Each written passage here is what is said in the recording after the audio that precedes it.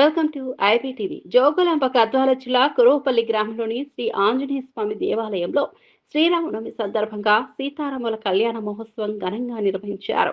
గ్రామ సర్పంచ్ సరస్వతి తిరుపతి ఆధ్వర్యంలో ఈ కార్యక్రమం జరిగింది. వేద పండితుల మంత్రోచ్చరణల నడుమ గ్రామ దంపతులు పాల్గొని కళ్యాణాన్ని నిర్వహించారు.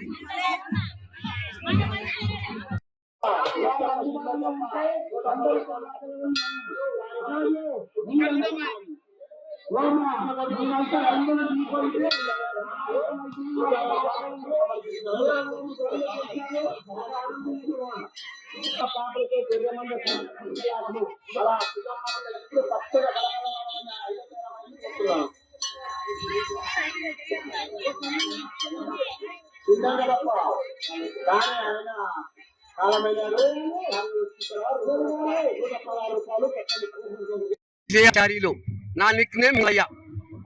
నా వయస్సు 58 సంవత్సరాలు.